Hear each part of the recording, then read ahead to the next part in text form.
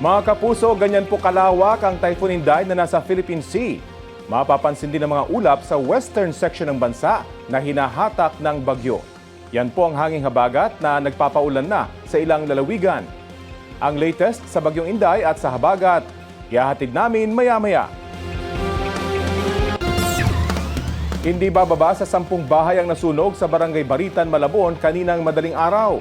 Sa gitna ng pagkapula sa apoy, inaresto ang isang lalaki na naaktuhan daw na nagnanakaw.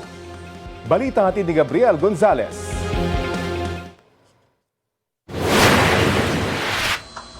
Nilamon ng apoy ang hindi bababa sa 10 bahay sa Samson Street, Barangay Baritan, Malabon, pasado alas 2 ng madaling araw kanina.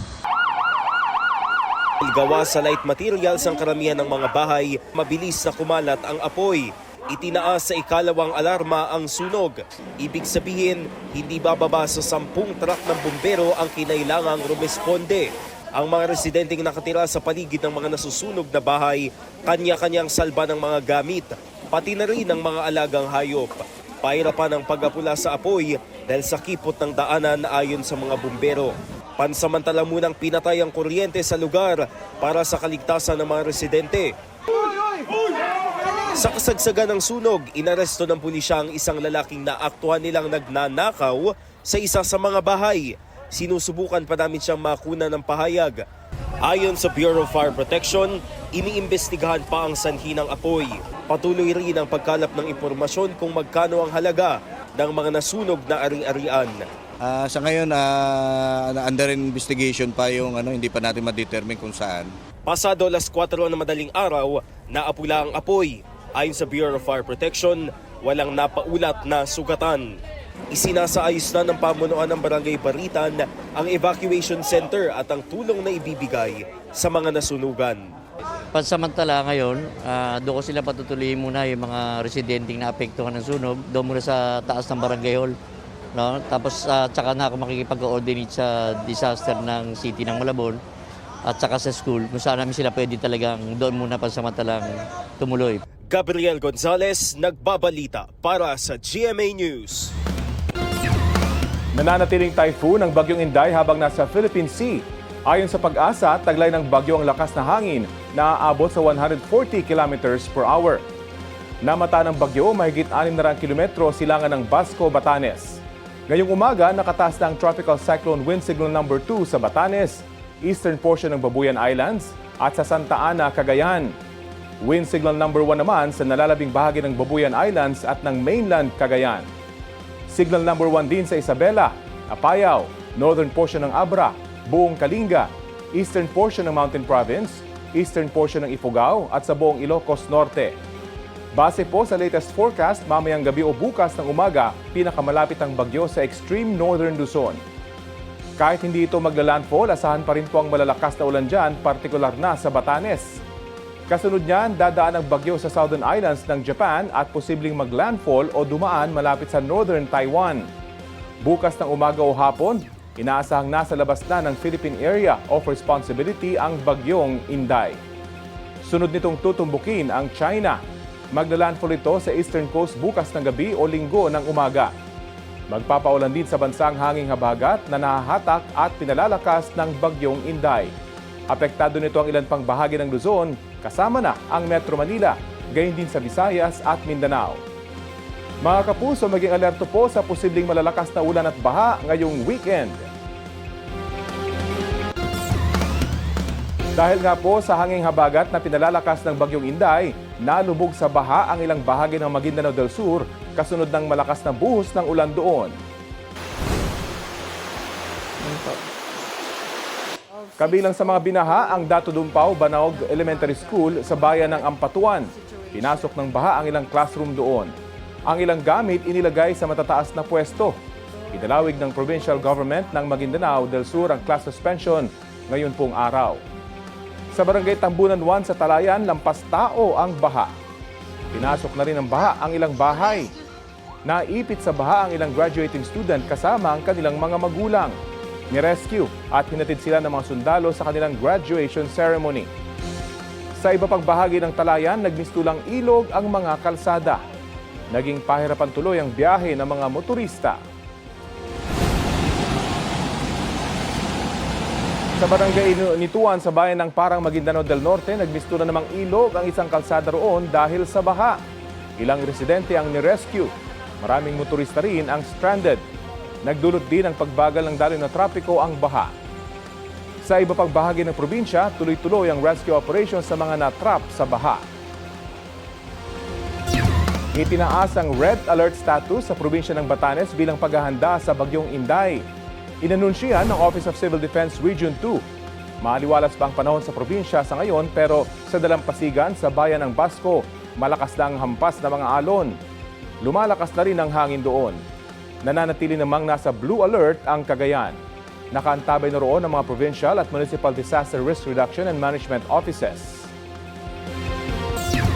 Ngayon pong weekend, inaasahang uulanin ng malakas ang Metro Manila dahil sa hanging habagat na hinahatak at pinalalakas ng bagyong Inday ayon sa Pag-asa. Kaya patuloy ang paghahanda sa posibleng epekto nito tulad na lang sa EDSA. Narito po ang aking report.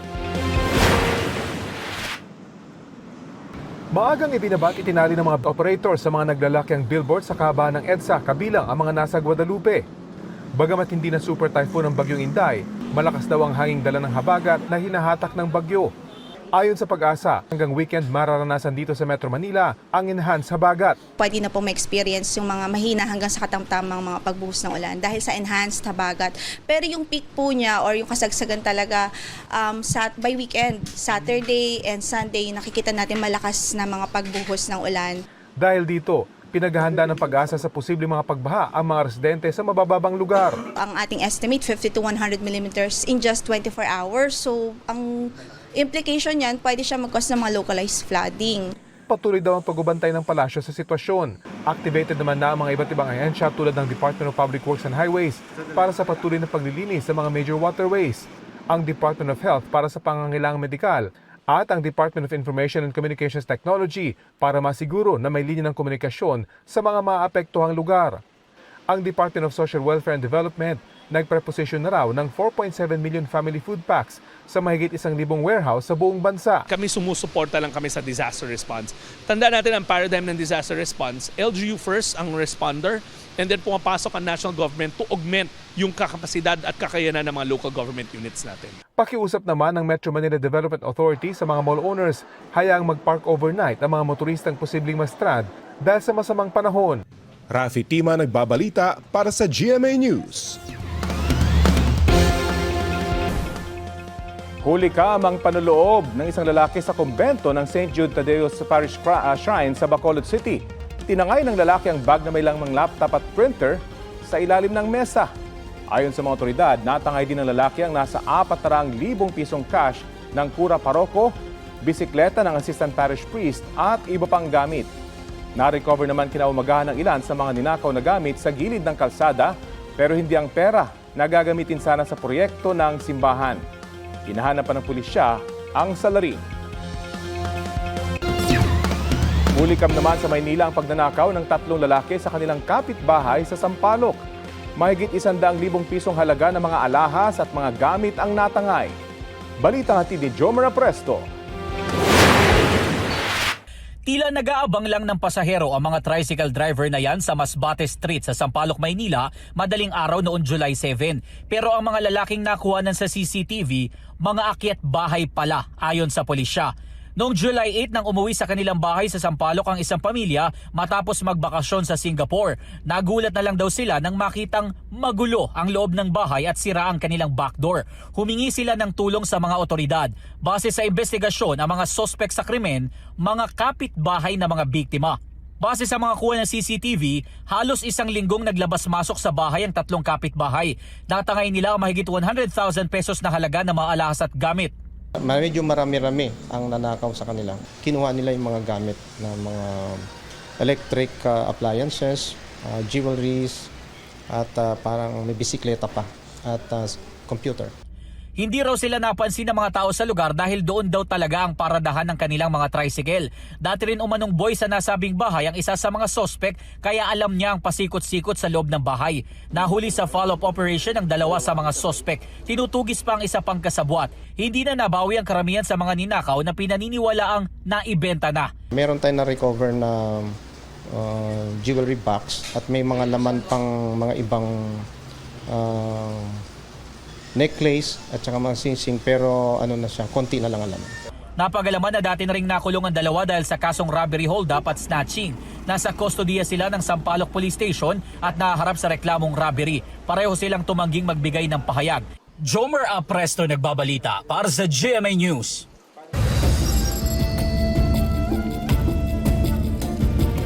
Umabot sa probinsya ng Cebu ang matinding ashfall mula sa pagputok ng Bulkang Canlaon sa Negros Island kahapon. Ang mga guro sa Haklupan Elementary School nagulat sa mga abong dumikit sa kanilang mga gamit. Ramdam din ang ashfall sa lungsod ng Cebu. Bakas ang abo sa mga nakaparadang sasakyan sa tabing kalsada. Nagrereklamo na ang ilang residente na mahapdi ang kanilang mga mata at nahihirapan silang huminga. Nag-ikot ang Bureau of Fire Protection sa Barangay San Nicolas proper para paalalahanan ang mga residente na magsuot ng face mask. Dahil sa ashfall, sinuspindi ng mga lokal na pamahalaan sa Cebu ang klase sa lahat ng antas sa mga pampubliko at pribadong eskwelahan doon.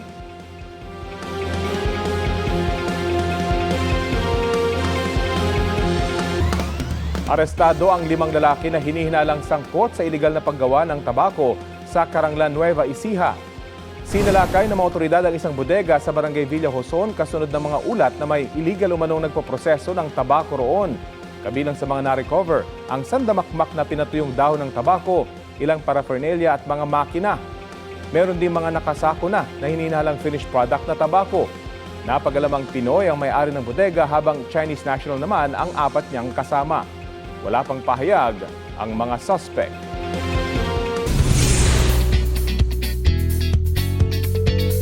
Pangbaong latest for the weekend. Looking for inspiration? Sagot na kayo ni Sparkle Star Clea Pineda. Chika ni Clea, nag-gain siya ng weight during pandemic. Sinubukan daw niyang mag-diet at mag-workout pero laging nauuwi sa cheat day. February 2026 daw, sineryoso ni Clea ang kanyang weight loss journey. At ang naging motivation niya, self-love.